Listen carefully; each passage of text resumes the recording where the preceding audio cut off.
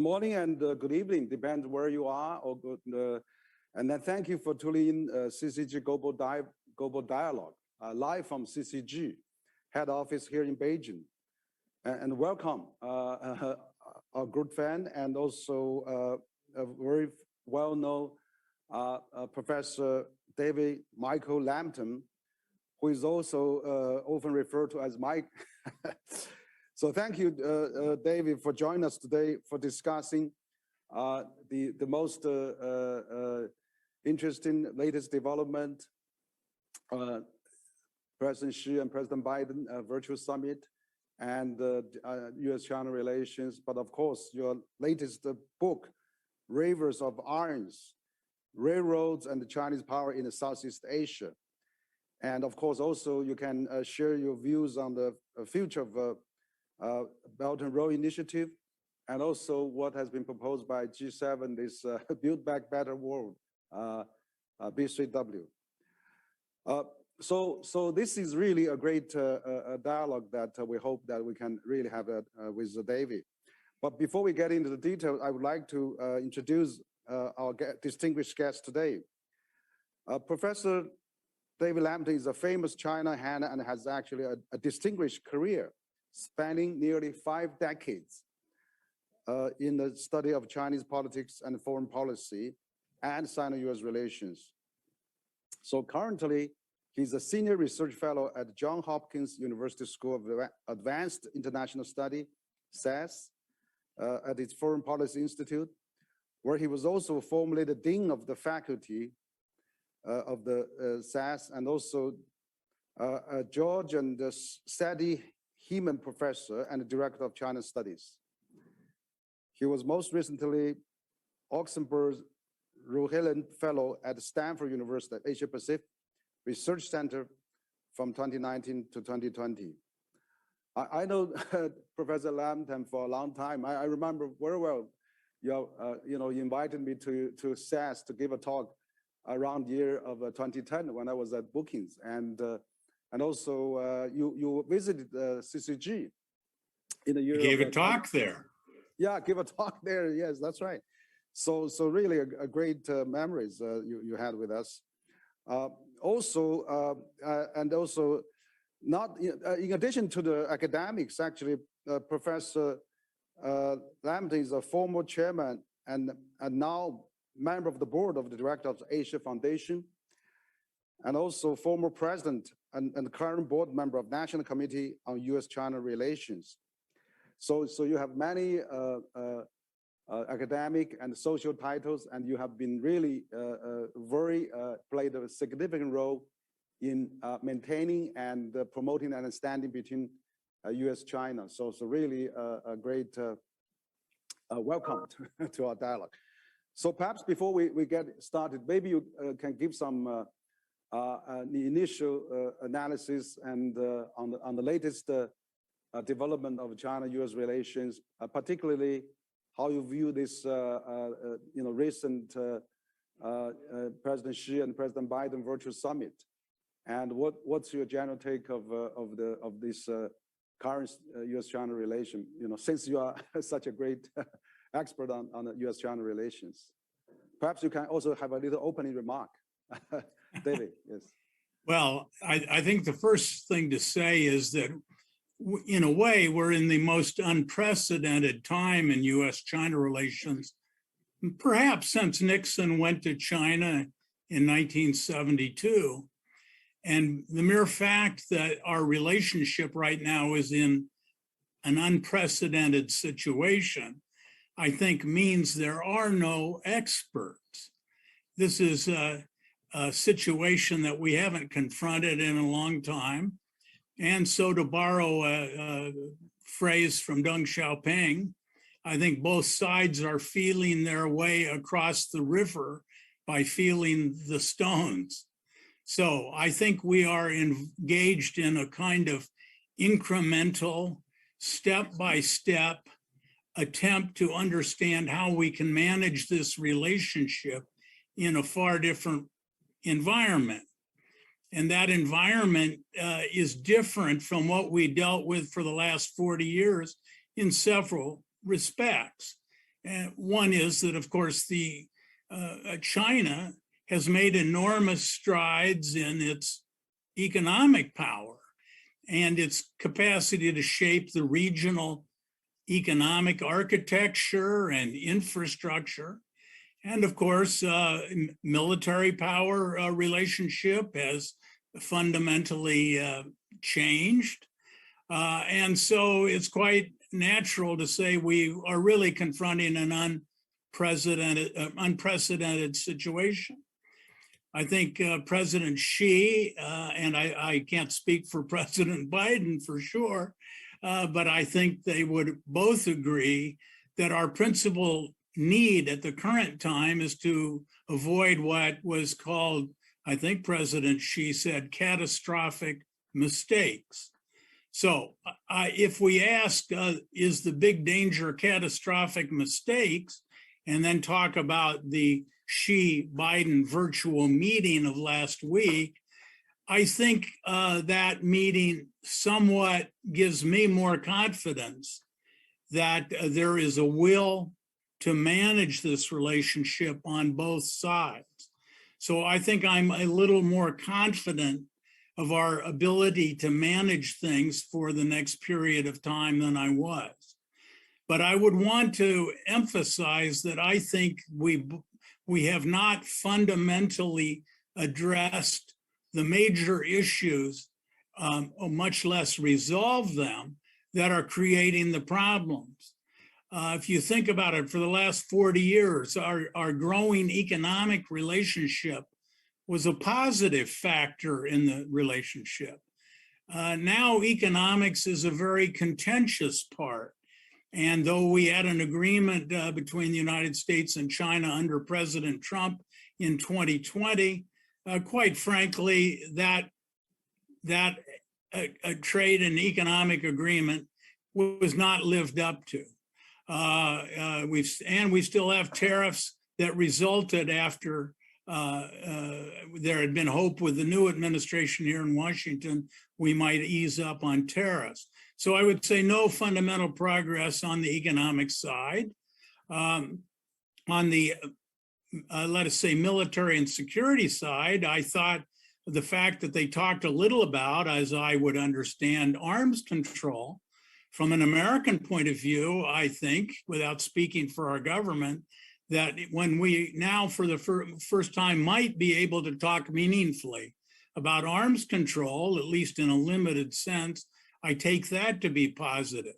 And the sense I got from the virtual summit that our military to military may engage more seriously with each other in dialogue. If that happens, I think that's good. But fundamentally, we're in an arms race, and this virtual summit did not stop it. And it has quite a momentum in both our societies because a lot of budgets involved, perceptions of threat on both sides are involved, and technology has a logic of its own. So I would say the two big drivers of US-China relations, economics and strategic security issues, the virtual summit, as far as I can see, did not really address them. So just to summarize, I think it's better to talk than not to talk. I'm glad we're talking. I think that's certainly the first step to make progress. But frankly, I didn't see very much progress. Mm-hmm. Thank you, David. I think you made quite unique analysis. Actually, you mentioned this dialogue is important, and also that that actually helps to create some atmosphere for further dialogues. I think that's certainly important. I noticed somehow, of course, that President Xi actually referred to President Biden as old friend, and so that they have a lot of exchanges, dialogues in the past. But one thing, as you said, also President Xi mentioned, we'll try to avoid catastrophe mistakes like that. But President Biden said something I think quite interesting to Chinese too, because he really said that he does not seek to change China, and does not seek a build-up alliance against China, and also recognize the one China policy. And so that is in line with what he has actually said when he put out the troop from Afghanistan, that during the announcement, he said he's no longer seek nation building, for Afghanistan, or maybe to that matter of Iraq, Syria, or Libya, or Middle East. So there are some changes there. So what I'm thinking is that if that, if U.S. do not seek nation changing, or because one of the complaints we hear very often is that, oh, we have helped supported you join WTO, supported your reform, but you didn't become one of us. You didn't converge. You didn't, become what more similar like us. So probably with that singling a change that U.S. now starting to recognize, China is what it is, and giving its 5,000 history and its logic development and all those aspects, perhaps the two countries can really think about the framework, how they can peacefully live together. Like President Xi said, respect to each other, peacefully coexisting, and try to be win-win. So what do you think about that? Does President Trump sounds a little, Biden sounds a little different than the previous, whereas during the Trump era, everything, CPC is bad, 100 million party members cannot come to the United States, and this and that. So this probably sounds some shifting in terms of recognize the reality and how to think about we can work towards the future. What do you think about this framework that we're trying to reshape a bit? Well, first of all, I agree with the words that you highlighted. Old friends, a friendly word, a set of words, concept. Certainly, I think there was some recognition that it's the attempt to change the internal values, operations of another political system are difficult. I think there was some recognition of that. But I think there were and also on Taiwan, I would say you're right, he reiterated the one China policy. But on the other hand, he's been reiterating the one China policy all along. At the same time, there have been some changes, you might say, in the implementation of that policy. And I don't think I heard him say that he was going to change implementation that much. Maybe I missed that. Mm-hmm. So I would say, yes, those are positive words, but I don't think they represent much change. And if you think about it, and it should be clear from what I've said, I certainly don't propose to speak for the US government or the Biden administration, but we have the Summit of Democracies coming up. That's a high priority for President Biden. And he's talked about the global situation as, in a sense, a struggle between autocracies and democracies. And usually he mentions that China is a principal concern in that regard. So I see a bit more ideological content to a Biden administration, certainly than the Obama administration that he was vice president in. Trump, frankly, was all over the lot, wasn't consistent, and I took a grain of salt on a lot of things he had to say. You're right that he tried to implement a policy of not permitting the 98 million members of the Communist Party to come to here.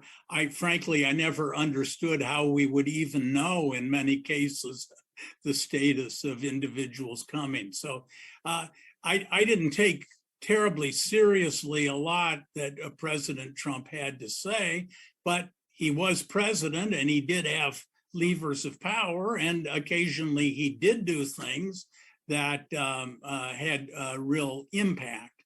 So, but long and the short of it is, I don't think any of the friendly statements I heard there fundamentally changed the relationship.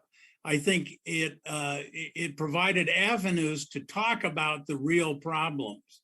And I hope we will seize this opportunity. I think in a way it maybe, I don't want to quite say stabilized our relationship, but at least it made it less fragile, I think, and gives us a little time to operate. But the question is, what are we really going to do to change the calculations of the other side? And I did note that in the course of the virtual summit, there was talk about red lines on Taiwan. And certainly even in the wake of the meeting between Xi and Biden virtually, tensions continue in the Taiwan Straits. And the movement of naval and other assets by both sides continues. So just for example, I don't see a big change in the security situation in the Taiwan Straits, certainly over the long run. Yeah, thank you, David. I think that you're right. The tension in the Taiwan Strait is still there, even though the U.S. has repeatedly said that they respect one China policy.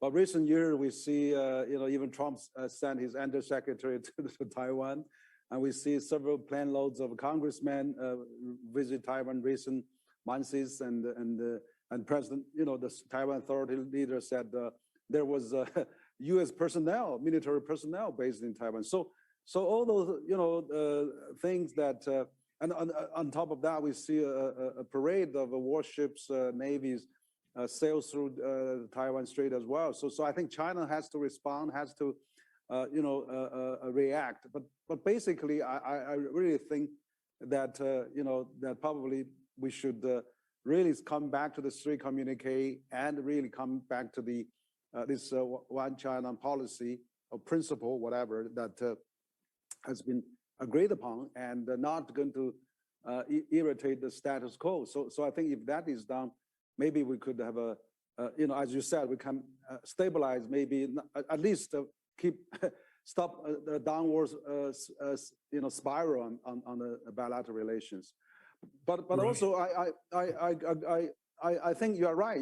Even though President Biden, he was said at the UN's General Assembly, say, okay, we are not seeking to build up two camps. We don't want to ask people to take sides and things like that.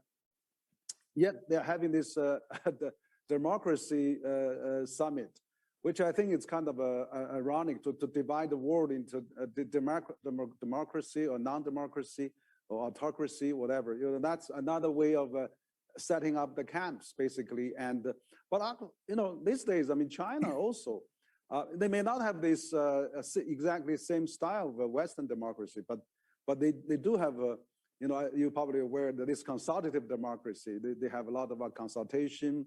For example, the 14th Five-Year Plan, they sought about over 1 million comments and suggestions. And also they have this whole process, which means, there's always experts, delegates, CPPCC members involved all year round to give the government, recommendation, critics, and all kind of plan to compare. So that's probably, that's why I was thinking that President Biden side not going to change in China is maybe give some credit to this system, because if China is everything is a bad decision, how can China, leave 800 million people out of poverty or really build the, best probably infrastructure in the world? I mean, the KPI doesn't really substantiate that. So this kind of two camps on democracy or non-democracy, really, it's another way U.S. is still trying to do things like that, which I think a lot of Chinese people are really confused.